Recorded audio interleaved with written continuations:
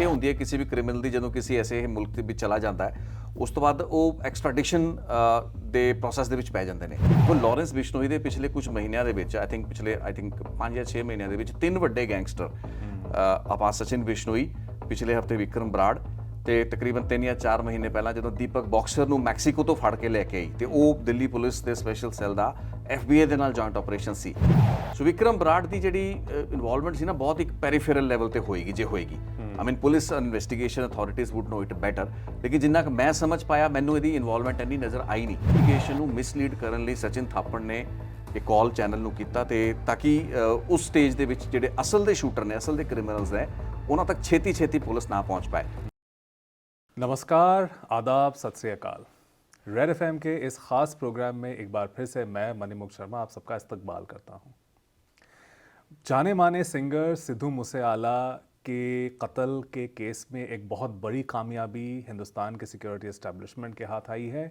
उन्होंने अज़रबैजान से सचिन बिश्नोई, जिन पर ये इल्ज़ाम है उस कत्ल का, उनको हिरासत में ले लिया गया है, उनको हिंदुस्तान वापस ले आया गया है और इसको एक बहुत बड़ा अचीवमेंट माना जा रहा है। लेकिन क्या असल में ऐसा ही है, इसके बारे में तफसील से बात करने के लिए आज मेरे साथ फिर से जुड़े हैं मेरे सहयोगी रितेश लकी साहब। रितेश जी, आपका बहुत बहुत स्वागत है। बहुत बहुत धन्यवाद मनी जी। कितना अहम मानते हैं आप इस डेवलपमेंट को? देखो, सचिन बिश्नोई जिसनूं सचिन थापड़ ਦੇ ਨਾਂ ਨਾਲ ਵੀ ਜਾਣਿਆ ਜਾਂਦਾ ਹੈ, ਉਸ ਨੂੰ ਭਾਰਤ ਵਿੱਚ ਲੈ ਕੇ ਆਉਣਾ ਇੱਕ ਵੱਡੀ ਕਾਮਯਾਬੀ ਹੈ। ਕਿਉਂਕਿ ਤੁਸੀਂ ਇਹ ਮੰਨ ਕੇ ਚੱਲੋ ਕਿ ਪੂਰਾ 1 ਸਾਲ ਸੰਘਰਸ਼ ਕਰਨਾ ਪਿਆ ਹੈ। ਦਿੱਲੀ ਪੁਲਿਸ ਦੇ ਸਪੈਸ਼ਲ ਸੈੱਲ ਨੂੰ ਕਾਮਯਾਬੀ ਮਿਲੀ ਹੈ। ਭਾਰਤ ਦੀ ਏਜੰਸੀਆਂ ਲਗਾਤਾਰ ਲੱਗੀਆਂ ਹੋਈਆਂ ਸਨ। ਪਿਛਲੇ ਸਾਲ ਅਗਸਤ ਦੇ ਮਹੀਨੇ ਦੇ ਵਿੱਚ ਇਹ ਰਿਪੋਰਟ ਆਈ ਸੀ। ਅੱਜ ਆਪਾਂ ਅਗਸਤ 2023 ਦੇ ਵਿੱਚ ਬੈਠੇ ਹਾਂ, ਲੇਕਿਨ ਜਿਹੜੀ ਪਹਿਲੀ ਖਬਰਾਂ ਆਉਂਦੀਆਂ ਨੇ ਉਹ ਅਗਸਤ ਦੇ ਆਖਰੀ ਹਫਤੇ ਵਿੱਚ ਆਉਂਦੀਆਂ ਨੇ, ਜਦੋਂ ਕਿ ਜਿਹੜੇ 2 ਕ੍ਰਿਮੀਨਲਸ ਜੋ ਕਿ ਸਿੱਧੂ ਮੂਸੇਵਾਲਾ ਕਤਲ ਕੇਸ ਦੇ ਵਿੱਚ ਕੋ-ਐਕਿਊਜ਼ਡ ਬਣਾਏ ਗਏ, ਇੱਕ ਸਚਿਨ ਥਾਪੜ, ਸਚਿਨ ਬਿਸ਼ਨੋਈ ਸੀ ਤੇ ਅਨਮੋਲ ਬਿਸ਼ਨੋਈ। ਉਸ ਵਕਤ ਇੱਕ ਖਬਰ ਆਈ ਸੀ ਕਿ ਅਜ਼ਰਬਾਈਜਾਨ ਦੇ ਵਿੱਚ ਸਚਿਨ ਥਾਪੜ ਨੂੰ ਡਿਟੇਨ ਕੀਤਾ ਗਿਆ ਹੈ ਤੇ ਅਨਮੋਲ ਬਿਸ਼ਨੋਈ ਨੂੰ ਕੀਨੀਆ ਦੇ ਵਿੱਚ ਡਿਟੇਨ ਕੀਤਾ ਗਿਆ ਹੈ। ਹਾਲਾਂਕਿ ਇਸ ਤੋਂ ਬਾਅਦ ਆਪਾਂ ਇੰਨੇ ਸਾਲ, ਪੂਰਾ ਸਾਲ ਨੇ ਆਲਮੋਸਟ ਨਿਕਲ ਗਿਆ, ਤਕਰੀਬਨ 11 ਮਹੀਨੇ ਤੱਕ ਇਹਨਾਂ ਦਾ ਕੋਈ ਜ਼ਿਕਰ ਨਹੀਂ ਸੁਣਿਆ। ਲੇਕਿਨ ਪਿਛਲੇ ਹਫਤੇ ਸਰਗਰਮੀ ਤੇਜ਼ ਹੋਈ, ਜੁਲਾਈ ਦੇ ਆਖਰੀ ਹਫਤੇ ਵਿੱਚ, ਜਦੋਂ ਕਿ ਐਕਸਟ੍ਰੈਡੀਸ਼ਨ ਜਿਹੜੀ ਪ੍ਰੋਸੀਡਿੰਗ ਸੀ ਸਚਿਨ ਥਾਪੜ ਦੀਆਂ, ਉਸ ਦੇ ਵਿੱਚ ਉਸ ਨੂੰ ਕਾਮਯਾਬੀ ਨਹੀਂ ਮਿਲੀ। ਕੋਰਟ ਦੇ ਵਿੱਚ ਉਹ ਕੇਸ ਹਾਰ ਗਿਆ ਅਜ਼ਰਬਾਈਜਾਨ ਦੇ ਵਿੱਚ, ਕਿਉਂਕਿ ਕੋਸ਼ਿਸ਼ ਇਹ ਹੁੰਦੀ ਹੈ ਕਿਸੇ ਵੀ ਕ੍ਰਿਮੀਨਲ ਦੀ, ਜਦੋਂ ਕਿਸੇ ਐਸੇ ਮੁਲਕ ਦੇ ਵਿੱਚ ਚਲਾ ਜਾਂਦਾ ਹੈ ਉਸ ਤੋਂ ਬਾਅਦ ਉਹ ਐਕਸਟ੍ਰੈਡੀਸ਼ਨ ਦੇ ਪ੍ਰੋਸੈਸ ਦੇ ਵਿੱਚ ਪੈ ਜਾਂਦੇ ਨੇ। ਤੋ ਇੱਕ ਤਾਂ ਹੁੰਦਾ ਵੀ ਸਿੱਧੇ ਡਿਪੋਰਟ ਕਰ ਲਿਆ ਗਿਆ। ਜੇ ਤੁਸੀਂ ਅਨਅਧਿਕ੍ਰਿਤ ਤਰੀਕੇ ਦੇ ਨਾਲ, ਅਨਆਥੋਰਾਈਜ਼ਡ ਤਰੀਕੇ ਦੇ ਨਾਲ ਕਿਸੇ ਮੁਲਕ ਦੇ ਵਿੱਚ ਐਂਟਰ ਕਰਦੇ ਹੋ, ਉਸ ਸਥਿਤੀ ਦੇ ਵਿੱਚ ਤਾਂ ਤੁਸੀਂ ਡਾਇਰੈਕਟਲੀ ਡਿਪੋਰਟ ਕੀਤੇ ਜਾ ਸਕਦੇ। ਕੋਈ ਮੁਕੱਦਮੇਬਾਜ਼ੀ ਅਦਾਲਤ ਦੇ ਵਿੱਚ ਕੋਈ ਸੁਣਵਾਈ ਨਹੀਂ ਹੈ। That is very clear cut case of deportation, जिवें पिछले हफ्ते विक्रम बराड़ का केस होया। हाँ, उसके बारे में ज़रा बताइए कि उनको फिर दुबई से डिपोर्ट किया गया। हाँ, वो दोबारा आता हूँ, लेकिन पहले इनू ਆਪਾਂ ਕਰ ਲਈਏ। ਸੋ ਇਹਦੇ ਵਿੱਚ ਇਹਨਾਂ ਦੇ ਕੇਸ ਦੇ ਵਿੱਚ ਇਹਨਾਂ ਨੇ, ਜਿਵੇਂ ਮੈਂ ਦੱਸਿਆ ਕਿ ਅਗਸਤ ਦੇ ਆਖਰੀ ਹਫਤੇ ਦੇ ਵਿੱਚ 2022 ਦੇ ਵਿੱਚ ਇਹ ਇਨਫੋਰਮੇਸ਼ਨ ਆਈ। ਹੁਣ ਇੱਥੇ ਹੋਇਆ ਇਹ ਸੀ ਕਿ ਸਚਿਨ ਥਾਪੜ ਜਾਂ ਸਚਿਨ ਬਿਸ਼ਨੋਈ ਨੂੰ ਅਜ਼ਰਬਾਈਜਾਨ ਦੇ ਵਿੱਚ ਟਰੈਕ ਕਰ ਲਿਆ ਗਿਆ ਸੀ। ਉੱਥੋਂ ਦੀ ਅਥਾਰਟੀਜ਼ ਨੂੰ ਜਾਣਕਾਰੀ ਦਿੱਤੀ ਗਈ ਐਂਡ ਹੀ ਵਾਸ ਡਿਟੇਨਡ ਦੇਅਰ। ਇਹਨੂੰ ਉੱਥੇ ਫੜ ਲਿਆ ਗਿਆ, ਲੇਕਿਨ ਉਸ ਤੋਂ ਬਾਅਦ ਉੱਥੇ ਦਾ ਜਿਹੜਾ ਕਾਨੂੰਨ ਹੋਏਗਾ ਉਸ ਦੇ ਮੁਤਾਬਕ ਇਸ ਨੂੰ ਟਰੈਕਿੰਗ ਤੇ ਰੱਖ ਕੇ ਇਸ ਨੂੰ ਛੱਡਤਾ ਗਿਆ ਹੋਏਗਾ, ਟੂ ਦ ਐਕਸਟੈਂਟ ਕਿ ਇਹ ਆਪਣੇ ਅਦਾਲਤ ਦੇ ਵਿੱਚ ਜਿਹੜੀ ਵੀ ਚਾਰਾਜ਼ੋਈ ਕਰਨੀ ਸੀ, ਕਿਉਂਕਿ ਇਸਨੇ ਆਪਣਾ ਮੁਕੱਦਮਾ ਲੜਿਆ ਕਿ ਇਹ ਨਹੀਂ ਚਾਹੁੰਦਾ ਹੋਏਗਾ ਕਿ ਇਸ ਨੂੰ ਭਾਰਤ ਐਕਸਟ੍ਰਾਡਾਈਟ ਕੀਤਾ ਜਾਏ। ਸੋ ਉਹ ਮੁਕੱਦਮਾ ਇਹ ਹਾਰ ਜਾਂਦਾ ਹੈ। ਲੇਕਿਨ ਦੂਸਰੇ ਪਾਸੇ ਕੇਨੀਆ ਦੇ ਵਿੱਚ ਸਥਿਤੀ ਥੋੜੀ ਜਿਹੀ ਅਲੱਗ ਸੀ। ਕੇਨੀਆ ਦੇ ਵਿੱਚ ਜਿਹੜਾ ਅਨਮੋਲ ਬਿਸ਼ਨੋਈ ਸੀ, ਮੰਨਿਆ ਗਿਆ ਕਿ ਅਨਮੋਲ ਬਿਸ਼ਨੋਈ ਨੂੰ ਨਿਸ਼ਾਨਦੇਹੀ ਤਾਂ ਕਰ ਲਈ ਗਈ ਕਿ ਅਨਮੋਲ ਬਿਸ਼ਨੋਈ ਕੀਨੀਆ ਐਂਟਰ ਕੀਤਾ ਹੈ। ਇਹ ਦੋਵਾਂ ਨੇ ਕੀ ਕੀਤਾ ਸੀ, ਪਾਸਪੋਰਟ ਡੁਪਲੀਕੇਟ ਬਣਾਏ। ਸਿੱਧੂ ਮੂਸੇਵਾਲਾ ਦੇ ਇਨਫੈਕਟ ਕਤਲ ਤੋਂ ਪਹਿਲਾਂ ਹੀ ਦੱਸਿਆ ਜਾਂਦਾ ਕਿ ਇਹਨਾਂ ਨੇ ਦਿੱਲੀ ਦੇ ਇੱਕ ਅਜਿਹੇ ਏਜੰਟ ਤੋਂ ਆਪਣੇ ਫੇਕ ਪਾਸਪੋਰਟਸ ਬਣਾਏ। ਇੱਕ ਟੁਟੇਜਾ ਨਾਂ ਦਾ ਇੱਕ ਕੋਈ ਸ਼ਖਸ ਦੇ ਨਾਂ ਦੇ ਉੱਤੇ ਸਚਿਨ ਬਿਸ਼ਨੋਈ ਨੇ ਇੱਕ ਫੇਕ ਪਾਸਪੋਰਟ ਜਨਰੇਟ ਕੀਤਾ। ਇਸੇ ਤਰੀਕੇ ਦੇ ਨਾਲ ਅਨਮੋਲ ਬਿਸ਼ਨੋਈ, ਦੋਵਾਂ ਨੇ ਫੇਕ ਪਾਸਪੋਰਟ ਜਨਰੇਟ ਕਰਕੇ ਇਹ ਦੋਵੇਂ ਦੁਬਈ ਜਾਂਦੇ ਨੇ, ਕਿਉਂਕਿ ਦੁਬਈ ਵੀਜ਼ਾ ਦੀ ਕੋਈ ਐਸੀ ਕੰਡੀਸ਼ਨ ਹੈ ਨਹੀਂ ਹੈ, ਵੀਜ਼ਾ ਔਨ ਅਰਾਈਵਲ ਹੈ ਦੁਬਈ ਦੇ ਵਿੱਚ। ਸੋ ਤੁਸੀਂ ਦੁਬਈ ਦੇ ਵਿੱਚ ਬਹੁਤ ਸੌਖੇ ਤਰੀਕੇ ਨਾਲ ਲੈਂਡ ਕਰ ਗਏ। ਦੁਬਈ ਤੋਂ ਫਿਰ ਦੋਵੇਂ ਅਲੱਗ ਹੋ ਗਏ।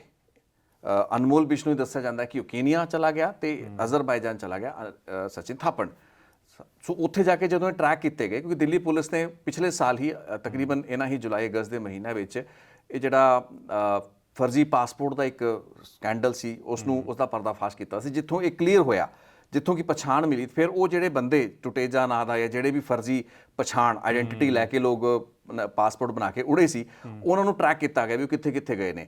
ਸੋ ਪਤਾ ਲੱਗ ਗਿਆ ਕਿ ਉਹ ਪਹਿਲਾਂ ਦੁਬਈ ਗਏ ਨੇ, ਫਿਰ ਦੁਬਈ ਤੋਂ ਇੱਕ ਬੰਦਾ ਅਜ਼ਰਬਾਈਜਾਨ ਚਲਾ ਗਿਆ, ਇੱਕ ਕੀਨੀਆ ਚਲਾ ਗਿਆ।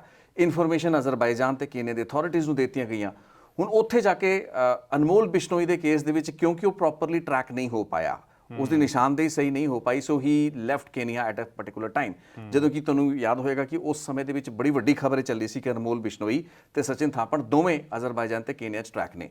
ਲੇਕਿਨ ਇਹਦੇ ਲਈ ਸੌਖਾ ਨਹੀਂ ਸੀ, because he was properly identified, he was earmarked, he was tracked. So ਉਹ ਟਰੈਕਿੰਗ ਦੇ ਵਿੱਚੋਂ ਫਿਰ ਇਹ ਨਿਕਲ ਪਾਇਆ ਨਹੀਂ। ਸੋ ਭਾਰਤੀ ਏਜੰਸੀਆਂ ਨੇ ਕੇਸ ਨੂੰ ਬਹੁਤ ਹੀ ਸਟਰੋਂਗਲੀ ਟੇਕ ਅਪ ਕੀਤਾ ਹੋਏਗਾ ਅਪੈਰੈਂਟਲੀ, ਜਿਸ ਦੇ ਚੱਲਦੇ ਇਹਦੇ ਕੋਲ ਹੋਰ ਕੋਈ ਤਰੀਕਾ ਨਹੀਂ ਸੀ ਬਲਕਿ ਸਿਰਫ ਮੁਕੱਦਮੇ ਲੜ ਸਕਦਾ ਸੀ ਕੋਰਟ ਦੇ ਵਿੱਚ, ਜੋ ਕਿ ਇਸਨੇ ਲੜੇ ਤੇ ਉਸ ਵਿੱਚ ਜਿੱਤ ਨਹੀਂ ਪਾਇਆ, and finally he is brought back. आप जैसे अनमोल बिश्नोई का बता रहे थे, वो केनिया से गए कहाँ? यूनाइटेड स्टेट्स में रहने की खबर आई है, तो वहाँ पे बड़ा मुश्किल होता होगा। यूएस में एक बार कोई पहुँच गया एक बार तो फिर वहाँ से निकालना बड़ा मुश्किल। बिल्कुल, ਇਹਨਾਂ ਦੇ ਸਾਰੇ ਕ੍ਰਿਮੀਨਲਸ ਦਾ ਇੱਕ ਹੀ ਤਰੀਕਾ ਹੈ, ਕਿਉਂਕਿ ਇਹਨਾਂ ਦਾ ਸਟੈਂਡਰਡ ਰੂਟ ਇਹੀ ਹੈ ਵੀ ਉਹ ਵਾਲੇ ਮੁਲਕ ਸਭ ਤੋਂ ਪਹਿਲਾਂ ਉਸ ਮੁਲਕ ਦੇ ਵਿੱਚ ਜਾਂਦੇ ਨੇ ਜਿੱਥੇ ਕਿ ਵੀਜ਼ਾ ਔਨ ਅਰਾਈਵਲ ਹੁੰਦਾ ਹੈ। ਸੋ ਦੁਬਈ, ਅਜ਼ਰਬਾਈਜਾਨ, ਉਸ ਤੋਂ ਬਾਅਦ ਫਿਰ ਪੋਰਚੁਗਲ ਵਰਗੇ ਕੁਝ ਅਜਿਹੇ ਮੁਲਕ ਹੈਗੇ ਨੇ ਜਿਨ੍ਹਾਂ ਦੇ ਜ਼ਰੀਏ ਇਹਨਾਂ ਦਾ ਡੈਸਟੀਨੇਸ਼ਨ ਹੁੰਦਾ Mexico. So essentially they want to go from even Spain and Portugal are the main launch board, ਮੈਂ ਉਹਨਾਂ ਨੂੰ ਕਹਾਂਗੀ ਲਾਂਚ ਕੰਟਰੀਜ਼ ਹੈਗੇ ਨੇ ਜਿੱਥੋਂ ਕਿ ਡਾਇਰੈਕਟ ਫਲਾਈਟ ਇੱਕ ਮੈਕਸੀਕੋ ਜਾਂਦੀ ਹੈ। ਉਹ ਕਿਹਾ ਜਾਂਦਾ ਕਿ ਸਪੇਨ ਦੀ ਇੱਕ ਡਾਇਰੈਕਟ ਫਲਾਈਟ ਹੈ ਮੈਕਸੀਕੋ, ਤੇ ਮੈਕਸੀਕੋ ਜਾ ਕੇ ਤੁਸੀਂ ਫਿਰ ਮੈਕਸੀਕੋ ਦੇ ਬਾਰਡਰ ਤੋਂ ਡੋਂਕੀ ਮਾਰ ਕੇ ਤੁਸੀਂ you enter America. So this is the standard way out. So ਇਹੀ ਦੀਪਕ ਬੌਕਸਰ ਨੇ ਕੀਤਾ ਸੀ। ਦੇਖੋ ਲਾਰੈਂਸ ਬਿਸ਼ਨੋਈ ਦੇ ਪਿਛਲੇ ਕੁਝ ਮਹੀਨਿਆਂ ਦੇ ਵਿੱਚ ਪਿਛਲੇ 5 ਜਾਂ 6 ਮਹੀਨਿਆਂ ਦੇ ਵਿੱਚ 3 ਵੱਡੇ ਗੈਂਗਸਟਰ, ਆਪਾਂ ਸਚਿਨ ਬਿਸ਼ਨੋਈ, ਪਿਛਲੇ ਹਫਤੇ ਵਿਕਰਮ ਬਰਾੜ, ਤੇ ਤਕਰੀਬਨ 3 ਜਾਂ 4 ਮਹੀਨੇ ਪਹਿਲਾਂ ਜਦੋਂ ਦੀਪਕ ਬੌਕਸਰ ਨੂੰ ਮੈਕਸੀਕੋ ਤੋਂ ਫੜ ਕੇ ਲੈ ਕੇ ਆਈ ਤੇ ਉਹ ਦਿੱਲੀ ਪੁਲਿਸ ਦੇ ਸਪੈਸ਼ਲ ਸੈੱਲ ਦਾ FBI ਦੇ ਨਾਲ ਜੁਆਇੰਟ ਆਪਰੇਸ਼ਨ ਸੀ। ਸੋ ਅੱਜ ਦੀ ਪਿੱਛੇ ਤਸਵੀਰ ਵੀ ਚੱਲਦੀ ਪਈ ਹੈ। ਦੀਪਕ ਬੌਕਸਰ ਹੀ ਇਜ਼ ਅ ਨੋਟੋਰੀਅਸ ਮੈਨ। ਸੋ ਇਹ ਕਿਹਾ ਜਾਂਦਾ ਕਿ he is 3x2, even Goldy Brar ਦੇ ਨਾਲ ਇਸ ਦਾ ਪੈਰਲਲ ਡਰਾ ਕੀਤਾ ਜਾਂਦਾ ਹੈ, because he is a deadly shooter himself, he is a main mastermind. Delhi ਦੇ ਕਈ ਵੱਡੇ ਕ੍ਰਾਈਮ ਜਿਹੜੇ ਕਿ ਲਾਰੈਂਸ ਤੇ ਕਾਲਾ ਜਠੇੜੀ ਗੈਂਗ ਲਈ ਕਮਿਟ ਕੀਤੇ। ਸੋ ਦੀਪਕ ਬੌਕਸਰ ਤੇ ਅਸੈਂਸ਼ੀਅਲੀ ਦੀਪਕ ਬੌਕਸਰ ਹੀ ਹੁਣ ਇਹ ਪੂਰਾ ਦਾ ਪੂਰਾ ਗੈਂਗ ਲੋਕਲ ਲੈਵਲ ਦੇ ਉੱਤੇ ਚਲਾ ਰਿਹਾ ਸੀ। ਸੋ ਇਸ ਦੀ ਕੋਸ਼ਿਸ਼ ਵੀ ਅਮਰੀਕਾ ਭੱਜਣ ਦੀ ਸੀ, ਜਿਹੜਾ ਤੁਸੀਂ ਸਵਾਲ ਪੁੱਛਿਆ। ਸੋ ਹੀ ਮੈਨੇਜਡ, ਸੋ ਮੈਕਸੀਕੋ ਗਿਆ। ਮੈਕਸੀਕੋ ਦੇ ਵਿੱਚ FBI ਦੇ ਨਾਲ, ਦੋ it was N informal operation of Delhi special cell, ਲੇਕਿਨ ਉਹਨਾਂ ਨੇ ਇਸ ਦੀ ਲੋਕੇਸ਼ਨ ਮੈਕਸੀਕੋ ਇੱਕ ਬੀਚ ਦੇ ਉੱਤੇ ਟਰੈਕ ਕਰ ਲਈ, ਜਿੱਥੇ ਫਿਰ ਛਾਪਾ ਮਾਰਿਆ ਗਿਆ। And before he could understand ਕੀ ਹੋਇਆ ਕੀ ਹੈ, ਇਸ ਨੂੰ ਫਲਾਈਟ ਦੇ ਵਿੱਚ ਬਿਠਾਤਾ ਗਿਆ ਸੀ। ਮੈਂ ਦੀਪਕ ਬੌਕਸਰ ਦੀ ਗੱਲ ਕਰ ਰਿਹਾ। And he was boarded back. ਇਹਨੂੰ ਉਸ ਵਕਤ ਹਵਾਈ ਜਹਾਜ਼ ਦੇ ਵਿੱਚ ਬੈਠ ਕੇ ਜਦੋਂ ਉਹਨੇ ਦਿੱਲੀ ਪੁਲਿਸ ਦੇ ਸਪੈਸ਼ਲ ਸੈੱਲ ਦੇ 2-3 ਮੁਲਾਜ਼ਮ ਹਵਾਈ ਜਹਾਜ਼ ਦੇ ਵਿੱਚ ਦੇਖੇ ਕਿ ਇਹ ਮੈਂ ਹੁਣ ਟਰੈਕ ਹੈ, ਇਹਨੂੰ ਦੱਸਿਆ ਨਹੀਂ ਗਿਆ ਕਿ ਉੱਥੇ ਛਾਪੇ 'ਚ ਫੜਿਆ ਗਿਆ। ਇਹਨੂੰ ਜਦੋਂ ਮੈਕਸੀਕੋ ਦੇ ਵਿੱਚ ਉੱਥੇ ਟਰੈਕ ਕੀਤਾ ਏਜੰਸੀਆਂ ਨੇ, ਕਿਉਂਕਿ ਉਹ ਆਪਰੇਸ਼ਨ ਇੱਕ ਬੜਾ ਇੱਕ ਫੁੱਲ ਪ੍ਰੂਫ ਆਪਰੇਸ਼ਨ ਸੀ, ਉਸ ਦੇ ਵਿੱਚ ਇਹਨੂੰ ਪਿਣਕ ਵੀ ਨਹੀਂ ਲੱਗਣ ਦਿੱਤੀ ਗਈ ਕਿ ਤੈਨੂੰ ਅਸੀਂ ਗ੍ਰਿਫਤਾਰ ਕਰ ਰਹੇ ਹਾਂ। ਇਹਨੂੰ ਹੀ ਕਿਹਾ ਗਿਆ ਤੁਸੀਂ ਆਪਣੇ ਡਾਕੂਮੈਂਟ ਦਿਖਾਓ, ਕਿਉਂਕਿ ਡਾਕੂਮੈਂਟ ਜਿਹੜੇ ਸੀ ਫੇਕ ਸੀ। ਦੀਪਕ ਬੌਕਸਰ ਦੀ ਮੈਂ ਗੱਲ ਕਰਦਾ ਪਿਆ।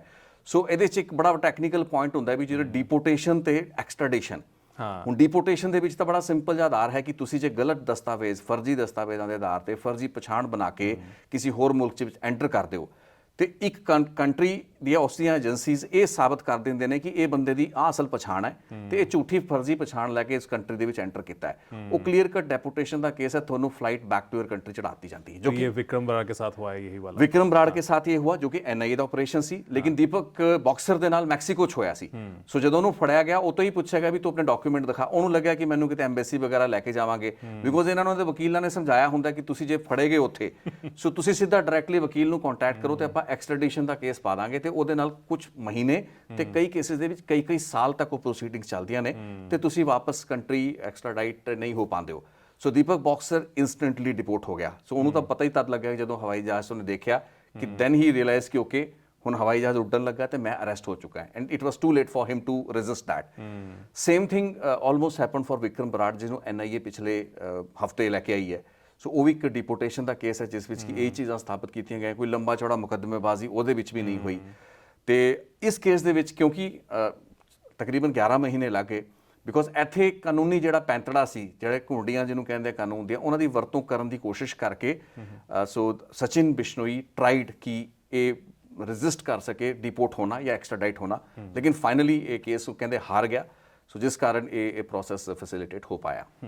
अगर पूरे केस का हम देखें कि तो ये सारे के सारे लॉरेंस बिश्नोई गैंग के साथ जुड़े हुए लोग हैं जिनको अरेस्ट किया जा रहा है।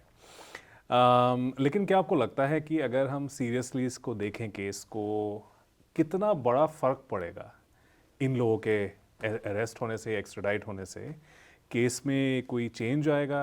आपको लग रहा है कि इन्वेस्टिगेशन ज़ोर शोर से बढ़ेगा या फिर बड़ा इंपॉर्टेंट क्वेश्चन है थोड़ा, it's a very relevant question, क्योंकि देखो विक्रम बराड़ ਨੂੰ ਲੈ ਕੇ ਆਣਾ, ਦੀਪਕ ਬਾਕਸਰ ਦਾ ਛੱਡ ਦਿੱਤਾ, ਖੈਰ ਕੁਝ ਮਹੀਨੇ ਪੁਰਾਣਾ ਕੇਸ ਹੈ, ਲੇਕਿਨ ਵਿਕਰਮ ਬਰਾੜ ਤੇ ਸਚਿਨ ਬਿਸ਼ਨੋਈ ਦੋਵੇਂ ਸਿੱਧੂ ਮੂਸੇਵਾਲਾ ਕੇਸ ਦੇ ਵਿੱਚ ਕੋ ਅਕਿਊਜ਼ਡ ਹੈ, ਨਾਮਜ਼ਦ ਹੈਗੇ ਨੇ, ਚਾਰਜ ਸ਼ੀਟਸ ਫਾਈਲ ਹੋ ਚੁੱਕੀਆਂ ਨੇ, ਮਲਟੀਪਲ ਚਾਰਜ ਸ਼ੀਟਸ ਫਾਈਲ ਹੋਈਆਂ ਨੇ ਤੇ ਉਹਨਾਂ ਦੇ ਵਿੱਚ ਇਹਨਾਂ ਨੂੰ ਚਾਰਜ ਇਹਨਾਂ ਦੇ ਖਿਲਾਫ ਲਾਤੇ ਗਏ ਨੇ। ਸੋ ਇਹਨਾਂ ਦੇ ਰੋਲ ਤੇ ਇਹਨਾਂ ਦੀ ਭੂਮਿਕਾ ਦਰਸਾਈ ਗਈ ਹੈ।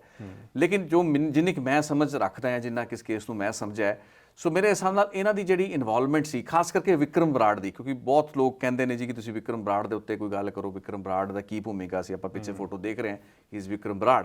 ਸੋ ਵਿਕਰਮ ਬਰਾੜ ਦੀ ਜਿਹੜੀ ਇਨਵੋਲਵਮੈਂਟ ਸੀ ਨਾ, ਬਹੁਤ ਇੱਕ ਪੈਰੀਫੇਰਲ ਲੈਵਲ ਤੇ ਹੋਏਗੀ ਜੇ ਹੋਏਗੀ। I mean police investigation authorities would know it better, ਲੇਕਿਨ ਜਿੰਨਾ ਕਿ ਮੈਂ ਸਮਝ ਪਾਇਆ, ਮੈਨੂੰ ਇਹਦੀ ਇਨਵੋਲਵਮੈਂਟ ਇੰਨੀ ਨਜ਼ਰ ਆਈ ਨਹੀਂ, ਕਿਉਂਕਿ ਵਿਕਰਮ ਬਰਾੜ ਦਾ ਨਾਂ ਉਸ ਵਕਤ ਚਰਚਾ ਵਿੱਚ ਆਇਆ ਸੀ ਜਦੋਂ ਸਿੱਧੂ ਮੂਸੇਵਾਲਾ ਨੂੰ ਕਤਲ ਕੀਤਾ ਗਿਆ।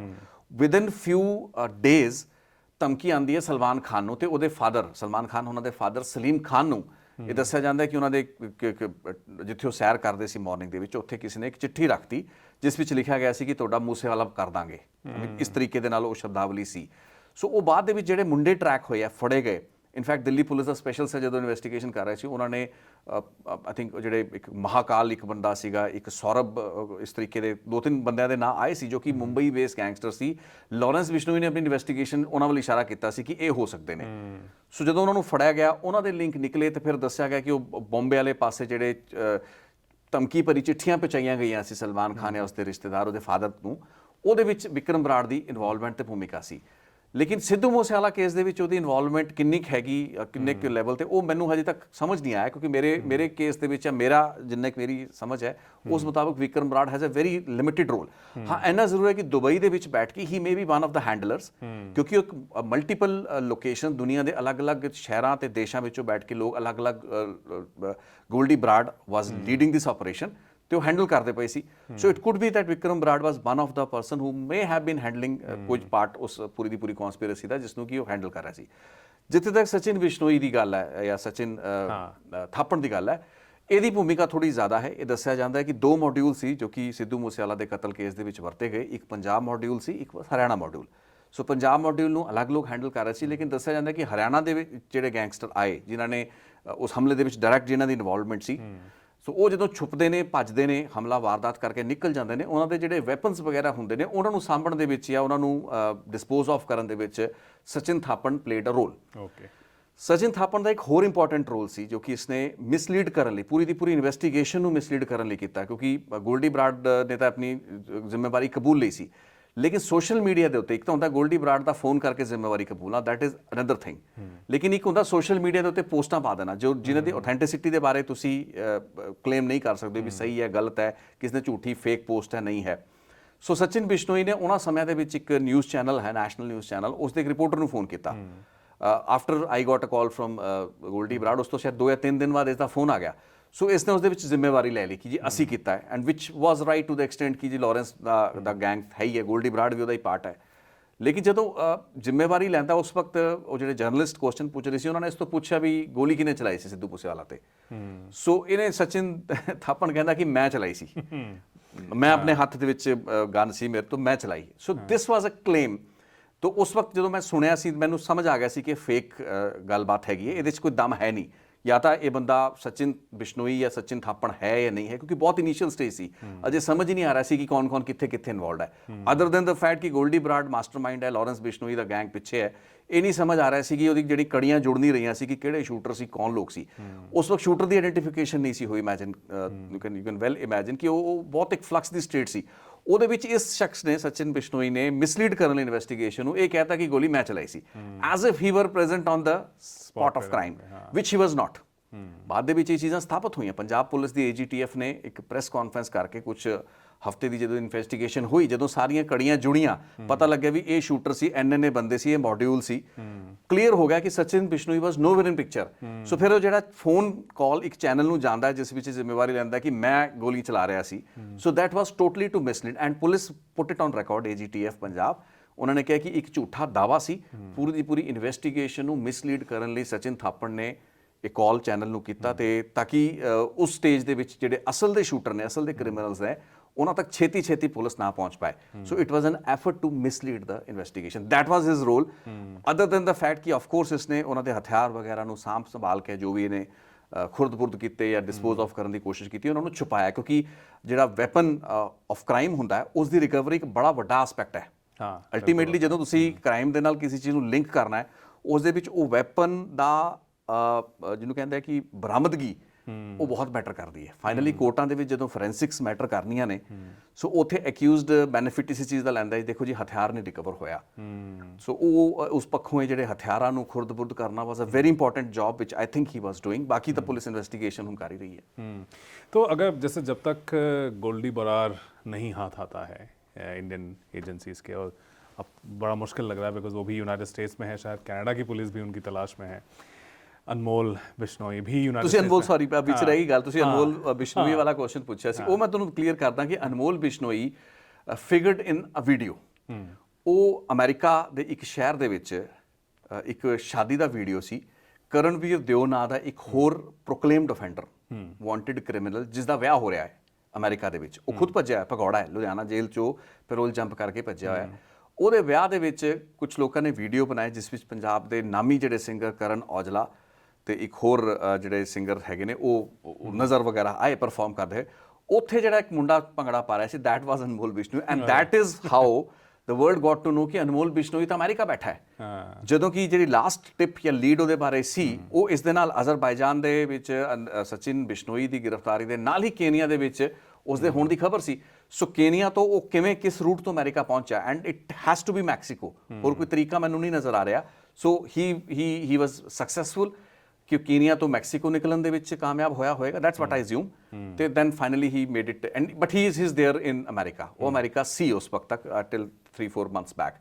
ਸੋ that is what everybody wants. So ਹਰ ਕ੍ਰਿਮੀਨਲ ਫਾਈਨਲੀ ਅਮਰੀਕਾ ਪਹੁੰਚਣਾ ਚਾਹੁੰਦਾ ਹੈ। ਇਹ ਵੀ ਆਪਣੇ ਆਪ ਦੇ ਵਿੱਚ ਬੜੀ ਮਤਲਬ ਹੈਰਾਨੀ ਹੈ। ਪ੍ਰੋਬੇਬਲੀ ਉਹਨੂੰ ਲੱਗਦਾ ਵੀ ਅਮਰੀਕਾ ਪਹੁੰਚ ਜਾਵਾਂਗੇ ਤਾਂ ਉਸ ਤੋਂ ਬਾਅਦ ਸਾਡੀ ਐਕਸਟ੍ਰੈਡੀਸ਼ਨ ਘੱਟੋ ਘੱਟ ਕਈ ਸਾਲ ਟਲੇਗੀ। ਹਾਲਾਂਕਿ ਅਮਰੀਕਾ ਦੇ ਵਿੱਚ ਕ੍ਰਿਮੀਨਲ ਦਾ ਸਰਵਾਈਵ ਕਰਨਾ ਵੀ ਬਹੁਤ ਔਖਾ ਹੈ, ਕਿਉਂਕਿ ਉੱਥੇ ਦੀ ਜੀ ਗਵਰਨਮੈਂਟ ਤੇ ਏਜੰਸੀਜ਼ ਬਹੁਤ ਇਸ ਮਾਮਲੇ ਦੇ ਵਿੱਚ ਸਖਤ भी ਹੈਗੀਆਂ ਨੇ, बट ये सारे के सारे अमेरिका जाना चाह रहे हैं।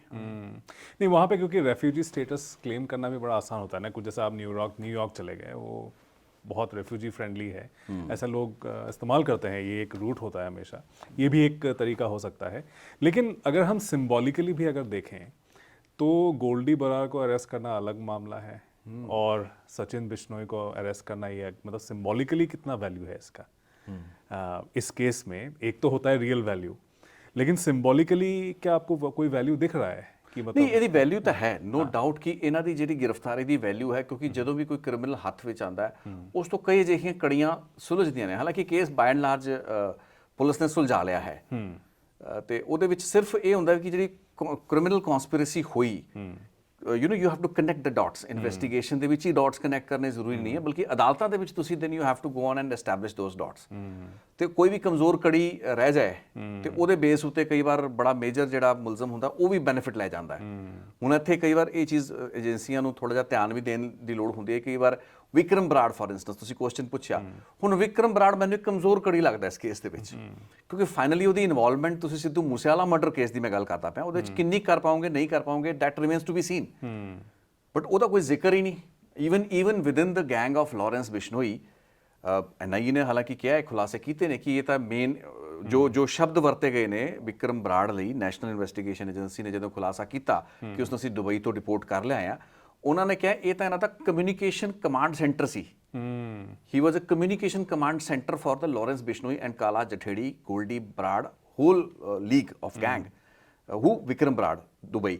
ਬਟ मतलब I slightly differ with that contention कि मेरे हिसाब नाल विक्रम बराड़ कोई एडा कॉन्सिक्वेंशियल कमांड सेंटर नहीं सी, बट यस ही क्योंकि इन्वेस्टिगेशन एजेंसीज को साढ़े नालों ज़्यादा इन्फॉर्मेशन होती है, सो प्रोबेबली ही वाज ਕੋਈ ਨਾ ਕੋਈ ਤਾਂ ਮੋਡਿਊਲ ਦੇ ਵਿੱਚ ਕਿਤੇ ਨਾ ਕਿਸੇ ਕੋਈ ਨਾ ਕੋਈ he was chip off some kind of block there so ਉਹ he must have been there but ਮਤਲਬ ਉਹ ਹੁਣ ਉਹਨੂੰ ਤੁਸੀਂ ਬੜਾ ਵੱਡਾ ਕਈ ਵਾਰ ਹੁੰਦਾ ਨਾ ਵੀ ਸਾਡੀ ਏਜੰਸੀਆਂ ਨੂੰ ਵਧਾ ਚੜਾ ਕੇ ਦਿਖਾਉਣ ਤੇ ਦਰਸਾਉਣ ਦੇ ਵਿੱਚ ਬੜਾ ਹੁੰਦਾ इसको अरेस्ट कर लिया ਐਗਜ਼ੈਕਟਲੀ ਸੋ ਜੇ ਇਹੀ ਕਾਮਯਾਬੀ ਗੋਲਡੀ ਬਰਾੜ ਦੇ ਕੰਟੈਕਸਟ ਵਿੱਚ ਹੋਏਗੀ ਉਹ ਫਿਰ ਕਿਸ ਨੂੰ ਦੱਸਣ ਦੀ ਲੋੜ ਨਹੀਂ ਪਏਗੀ ਵੀ ਕੌਣ ਫੜਿਆ ਗਿਆ ਹੈ ਨਾ ਸੋ ਦੈਟ ਇਜ਼ ਇਟ ਬਟ ਇਹਨਾਂ ਦੀ ਦੱਸਣਾ ਪੈ ਰਿਹਾ ਈਵਨ ਵਿਕਰਮ ਬਰਾੜ ਕਿਉਂਕਿ ਮੈਨੂੰ ਜਿਹੜੀ ਜਾਣਕਾਰੀ ਹੈ ਲਾਰੈਂਸ ਬਿਸ਼ਨੋਈ ਦੇ ਆਪਣੇ ਗੈਂਗ ਦੇ ਵਿੱਚ ਵੀ ਵਿਕਰਮ ਬਰਾੜ ਦੀ ਕੋਈ ਐਡੀ ਉਹ ਨਹੀਂ ਹੈਗੀ ਜਿਹਨੂੰ ਕਹਿੰਦੇ ਪਕੜ ਨਹੀਂ ਹੈਗੀ ਕੋਈ ਐਡਾ ਉਹਦਾ ਆਧਾਰ ਨਹੀਂ ਹੈ ਉਸ ਉੱਤੇ ਕੋਈ ਜ਼ਿਆਦਾ ਰਿਲਾਈ ਨਹੀਂ ਕੀਤਾ ਜਾਂਦਾ ਕਿਸੇ ਵੀ ਚੀਜ਼ ਲਈ ਇਹ ਰਾਜਸਥਾਨ ਦਾ ਰਹਿਣ ਵਾਲਾ ਹੈ ਆਈ ਥਿੰਕ ਹਨੂੰਮਾਨਗੜ੍ਹ ਜ਼ਿਲ੍ਹੇ ਦਾ ਐਂਡ ਕਿਸੇ ਟਾਈਮ ਪੰਜਾਬ ਯੂਨੀਵਰਸਿਟੀ ਵਿੱਚ ਪੜ੍ਹਿਆ ਹੈ ਉਹਨਾਂ ਦਿਨਾਂ ਦੇ ਵਿੱਚ ਹੀ ਲਾਰੈਂਸ ਬਿਸ਼ਨੋਈ ਤੇ ਇਹਨਾਂ ਦੇ ਨਾਲ ਦੇ ਬੰਦਿਆਂ ਦੇ ਨਾਲ ਕੰਟੈਕਟ ਵਿੱਚ ਆਇਆ ਆਫ ਕੋਰਸ ਉਹਨਾਂ ਦੇ ਸਰਕਲ ਦੇ ਵਿੱਚੋਂ ਹੈ ਸਭ ਕੁਝ ਗੱਲਾਂ ਬਾਤਾਂ ਨੇ ਲੇਕਿਨ ਜਦੋਂ ਉਸ ਵਕਤ ਵੀ ਸਲਮਾਨ ਖਾਨ ਜਾਂ ਸਲੀਮ ਖਾਨ ਨੂੰ ਧਮਕੀ ਦੇ ਮਾਮਲੇ ਵਿੱਚ ਵਿਕਰਮ ਬਰਾੜ ਦਾ ਜ਼ਿਕਰ ਆਇਆ ਸੀ ਤਾਂ ਇਹਨੇ ਆਪਣੀ ਪੋਸਟ ਪਾਈ ਸੀ ਇਹਦੇ ਫਾਦਰ ਨੇ ਇਹਨੂੰ ਬੇਦਖਲ ਕੀਤਾ ਹੋਇਆ ਇਹਨਾਂ ਦੇ ਉਸ ਵਕਤ ਇੰਟਰਵਿਊ ਕੀਤੇ ਗਏ ਸੋ ਵਿਕਰਮ ਬਰਾੜ ਨੇ ਪੋਸਟ ਪਾਈ ਕਿ ਮੇਰਾ ਕੋਈ ਲੈਣਾ ਦੇਣਾ ਸਿੱਧੂ ਮੂਸੇਵਾਲਾ ਦੇ ਕਤਲ ਦੇ ਨਾਲ ਨਹੀਂ ਹੈ ਮੈਂ ਆਪਣੇ ਘਰੇ ਬੈਠਾ ਮੈਂ ਗੈਂਗ ਅੰਡਰਵਰਲਡ ਛੱਡ ਚੁੱਕਾ ਮੈਨੂੰ ਦੁਬਾਰਾ ਤੁਸੀਂ ਮੇਰੇ ਘਰੋਂ ਨਾ ਜਗਾਓ ਸਮਥਿੰਗ ਲਾਈਕ ਦੈਟ ਇਹਨੇ ਇਹ ਦੁਬਈ ਤੋਂ ਬੈਠ ਕੇ ਪੋਸਟ ਪਾਈ ਬਟ ਇਹਨੂੰ ਨਹੀਂ ਪਤਾ ਹੋਏਗਾ ਕਿ ਉਸ ਵਕਤ he was one of the soft targets ਕਿਉਂਕਿ ਜਿਹੜੇ ਸ਼ਾਤਰ ਲੋਕ ਹੁੰਦੇ ਨੇ ਅਨਮੋਲ ਬਿਸ਼ਨੋਈ ਵਰਗੇ ਦੇਖੋ ਕਿੱਥੋਂ ਕੀਨੀਆ ਕਰਕੇ ਮੈਕਸੀਕੋ ਕਰਕੇ ਅਮਰੀਕਾ ਪਾਰ ਗਿਆ ਤੇ ਦੁਬਈ ਦੇ ਵਿੱਚ ਵਿਕਰਮ ਬਰਾੜ ਫੜ ਲਿਆ ਜਾਂਦਾ ਹੈ ਹਾਲਾਂਕਿ ਅਨਮੋਲ ਬਿਸ਼ਨੋਈ ਦਾ ਆਪਣਾ ਰੋਲ ਵੀ ਮੈਨੂੰ ਲੱਗਦਾ ਬਹੁਤ ਲਿਮਿਟਿਡ ਲੈਵਲ ਦੇ ਉੱਤੇ ਹੈ ਬਟ ਨੈਵਰਦਲੈਸ ਹੀ ਇਹ ਦੋਵੇਂ ਇਕੱਠੇ ਕੈਪਚਰ ਹੋਏ ਸੀ ਜਾਂ ਇਹਨਾਂ ਨੂੰ ਇਕੱਠੇ ਆਇਡੈਂਟੀਫਾਈ ਕੀਤਾ ਗਿਆ ਸੀ ਬਟ ਬਾਕੀ ਹੁਣ ਦੇਖਦੇ ਹਾਂ ਪੁਲਿਸ ਦੇ ਹੱਥ ਹੈਗੇ ਨੇ ਦੋਵੇਂ ਕ੍ਰਿਮੀਨਲ ਹੁਣ ਹੋਰ ਕਿਹੜੀ ਨਵੇਂ ਖੁਲਾਸੇ ਕਰਦੇ ਨੇ सिद्धू मूसेवाला के केस ਦੇ ਵਿੱਚ विल हैव टू सी आज की इस चर्चा में जुड़ने के लिए आपका बहुत शुक्रिया आप सबका भी बहुत शुक्रिया अपना कीमती वक्त हमें देने के लिए